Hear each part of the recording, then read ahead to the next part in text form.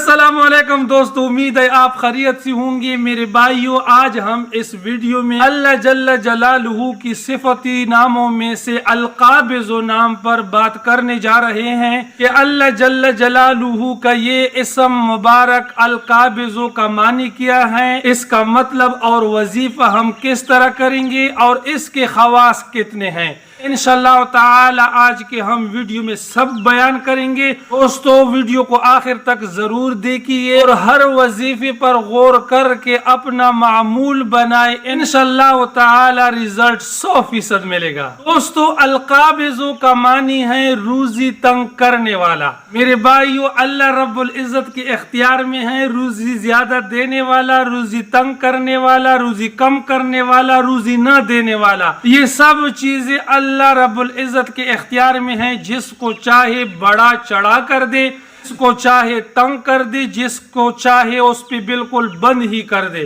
لیکن آج ہم اس کے خواص میں جانیں گے کہ اس کے صفت میں کیا کیا فائدے ہیں، اور القابض کی 3 خواص ہیں، ہر خاصیت نمبر وائز ملے گا میرے بھائیو۔ چلو شروع کرتے ہیں۔ نمبر 1، جو شخص اس اسم کو روزانہ 30 بار پڑھے گا انشاءاللہ دشمن پر فتح پائے گا۔ نمبر 2، جو کوئی اس اسم کو 40 دن تک ہر روز 4 یا 40 نوالوں پر لکھ کر کھا لیا کرے گا، وہ بھوک اور قبر کے عذاب سے محفوظ رہے گا، اسی طرح زخم اور درد وغیرہ تکلیف سے بھی محفوظ رہے گا انشاءاللہ۔ نمبر 3، جو کوئی اس اسم کو آدھی رات پڑھا کرے دشمن اس کا مقہور ہوگا، یعنی اس کے دشمن پر قہر نازل ہوگی، اس کے قہر سے اللہ رب العزت اس کو بچائے گا۔